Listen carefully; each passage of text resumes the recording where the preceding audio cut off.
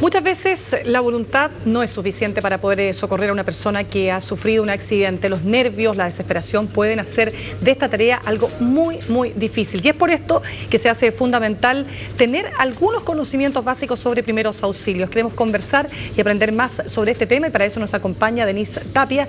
Ella es coordinadora de primeros auxilios de Cruz Roja. Gracias, Denise, por estar aquí con nosotros. No, ¿de qué? Denise, uno puede encontrarse en innumerables ocasiones en la vida en situaciones de emergencia. ¿Qué es lo primero que hay que hacer? Por ejemplo, si se produce una situación en que una persona es herida, como lo que ocurrió, ¿verdad?, en el metro, lamentablemente este hecho de esta balacera que ocurre en un vagón del metro y que las personas que están alrededor se dan cuenta que hay una situación de crisis. ¿Cuál es la manera correcta de actuar en esas circunstancias? Claro, o sea, si nos ponemos primero en el lugar de estas personas que no tienen instrucción en primeros auxilios, se les recomienda primero que todo mantener la calma. Frente a esto nos va a permitir tomar mejores decisiones, tomar liderazgo de la situación y facilitar los procedimientos más que nada. Estas personas lo que podríamos recomendarles es primero que todo solicitar ayuda llamando al servicio de ambulancia, carabineros si es necesario o bomberos también de ser necesario.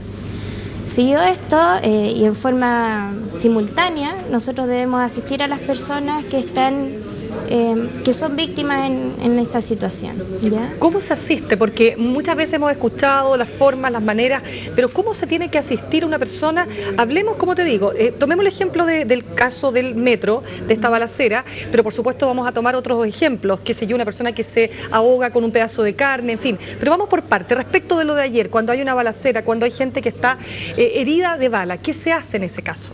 Como te decía anteriormente, primero mantener la calma.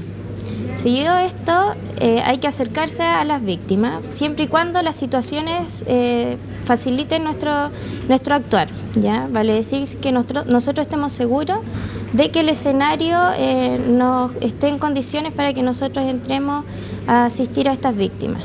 ¿Cómo lo vamos a hacer? Nos acercamos, nos presentamos, ¿verdad? Y dependiendo del tipo de lesión, nosotros va a depender nuestros primeros auxilios que vamos a prestar. Ahora, ¿siempre hay que hacer, bajo toda circunstancia, respiración boca a boca? ¿Es No. lo recomendable? ¿No? No. A ver, ¿en No. qué casos sí, en qué casos no? Claro, el tema esto de respiración boca a boca o reanimación cardiopulmonar, como lo llamamos nosotros, solo se va a prestar a las personas que en nuestra primera evaluación notamos que no respiran o jadean. Frente a esta situación, nosotros vamos a realizar compresiones torácicas y estas compresiones van a nivel del tórax sobre el esternón, al nivel de la línea intermamaria, y el procedimiento consiste en poner los brazos rígidos, la palma de la mano sobre el esternón y aplicar 30 compresiones seguido de 2 insuflaciones si es que tiene conocimiento de cómo hacer las insuflaciones. De lo contrario, se recomienda solamente practicar las compresiones torácicas. Ahora, entiendo, Denise, que depende esto si es una guagua o si es un adulto o un niño más grande, de las compresiones que se realizan. Por ejemplo, si le pasa a una guagua, como veíamos ahí, bueno, estamos viendo un adulto, pero si le pasa a una guagua que se cae en una piscina, ¿qué es lo primero que hay que hacer? Bueno, como bien dices tú, además la anatomía de un adulto, un recién nacido, un lactante y un niño es totalmente distinta. Es por esto que frente a los bebés, por ejemplo, lactantes, la presión que uno hace es de alrededor de 4 centímetros. A diferencia, con los deditos, ahí lo estamos viendo. Exactamente, y con 2 o 3 dedos, ¿verdad? A diferencia del adulto, en donde nosotros utilizamos todo nuestro cuerpo para hacer presión sobre el tórax. Ahí se hace con las manos bien puestas, ¿verdad? Exactamente. Y nunca flectando los brazos, cosa de facilitar que todo nuestro peso caiga sobre el Correcto, tórax. eso es importante, fíjate. O sea, todo el peso puesto en los brazos y en las manos para poder presionar. En el caso de los niños, solo con dos dedos se presiona la parte que tú dices que intermamario. Sobre el esternón. Y la cantidad de veces que tú aplicas es respiración. constante, ¿ya? Para todos por igual son 30 compresiones por 2 insuflaciones. O sea, 1, 2, 3, hasta 30 y 2 insuflaciones. Y también hay un cambio, porque En cuanto a los bebés, por ejemplo, las insuflaciones, yo con mis labios cubro tanto la boca como la nariz. En cambio, en el adulto solamente voy a cubrir todo el borde de la boca y con la otra mano voy a tapar los orificios nasales. Ahora, en el caso, como veíamos de las imágenes, bueno, de lo que pasó ayer con el metro, cuando una persona tiene una herida de bala y que se produce una situación tan traumática como esa, desde el punto de vista de las heridas, etcétera, bueno, lo primero es inmovilizar. Si hay una herida, hacer un torniquete que se llama, que es lo que se recomienda, digamos, antes que llegue la ambulancia, por supuesto, y los expertos.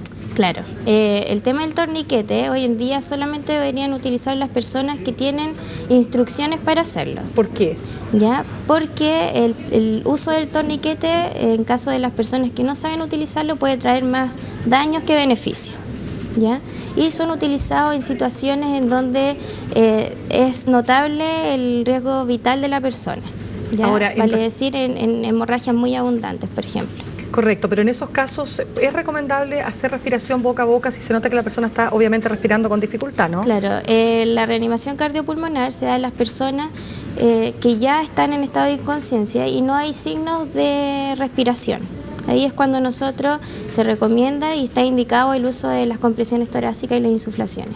Denise, ¿cuáles son las principales, dirías tú, situaciones de emergencia donde se tiene que aplicar este tipo de primeros auxilios? ¿En qué hechos? En realidad, más frecuentemente. Nosotros en primeros auxilios abarcamos diferentes situaciones tan cotidianas como accidentes en la cocina, por ejemplo, así como también primeros auxilios avanzados en donde nosotros vamos a aplicar primeros auxilios para situaciones de mayor complejidad o de riesgo vital. ¿Pero en qué situaciones, por ejemplo, de la cocina? ¿Qué tipo de accidentes son los más comunes que les toca ver a ustedes? Principalmente heridas, ¿ya? Quemaduras. Heridas y además quemaduras. Vendrían siendo las situaciones más cotidianas en las cuales nosotros debemos aplicar primeros auxilios. Piscinas. En el caso de piscina, claro, de acuerdo a la temporada, también es una situación bastante cotidiana y que deberíamos todos tener algún tipo de noción para asistir en estos primeros minutos que son vitales. Cuéntame, cuando un niño se quema o cuando una persona se quema, siempre se dice que lo primero que hay que hacer es poner la zona bajo agua muy helada y mucho rato. ¿Eso es recomendable?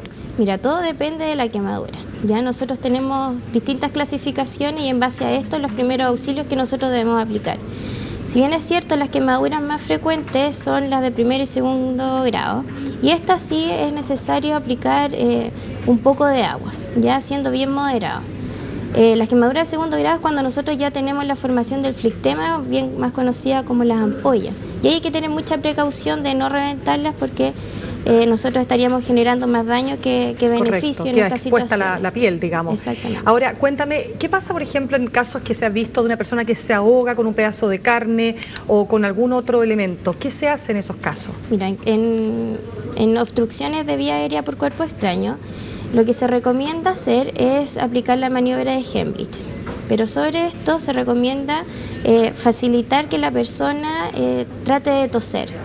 Una vez que nosotros apliquemos nuestro criterio y nos demos cuenta que el objeto no es expulsado después de intentar toser, nosotros hacemos la maniobra de Hemlich. ¿Pero qué es la maniobra de Hemlich? La maniobra de Hemlich consiste en posicionarse detrás de la persona que está siendo afectada, poner la mano en forma de puño sobre el ombligo. El ombligo. Sobre el ombligo y bajo el proceso sifoideo o la boca del estómago, que lo conocen las personas. Perfecto. Y con la otra mano la posicionamos sobre la anterior y hacemos presión hacia adentro y hacia arriba. Ahí lo estamos viendo, ¿verdad? Exactamente. ¿Y eso hace para qué? ¿Para que se produzca entonces la expulsión? Claro, con esta maniobra lo que se pretende es aumentar la presión intratorácica, ¿ya? Para que el objeto sea expulsado con mayor facilidad. Ahora, tiene resultados bastante eficientes por lo que he visto. Así es. O sea, la gente se asusta, pero si se toman si se pone, si la persona que está asistiendo mantiene la calma, que es bastante difícil en esas circunstancias, la posibilidad que pueda expulsar el asunto es bastante alta, ¿no? Así es. Ahora, Denise, otro tipo de accidentes bastante más comunes de lo que la gente cree, ¿cuáles son? Que te toca a ti también ver como experta en primer auxilio. Más que nada los que mencionábamos recientemente, el tema de las heridas, Las hemorragias también son muy frecuentes. ¿Cómo qué, por ejemplo? Que son causadas a través de elementos cortopunzantes, por ejemplo. Un vidrio que se quiebra, vidrio, se corta una arteria, por ejemplo. ¿Qué se hace en esos casos? En estos casos de hemorragia lo que nosotros pretendemos es cohibirla, ¿ya? ¿Y cómo lo hacemos? Haciendo presión directa. O sea, ahí sí que aplicaría un torniquete, ¿o no? No necesariamente. Primero hay que agotar los primeros recursos, que vendría siendo esto que yo te explico, que es la presión directa.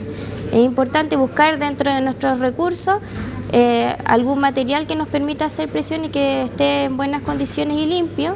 Hacemos presión y de acuerdo a nuestro criterio, si es necesario trasladar a esta persona a un centro asistencial, se debe hacer. Bien, Denise, queremos darte las gracias por venir hasta nuestros estudios con un tema tan importante, digamos, para poder manejar situaciones de emergencia y de crisis. Muchas gracias. Gracias a ustedes. Nosotros cerramos estos 30 minutos informativos, ya viene más Sala de Noticias.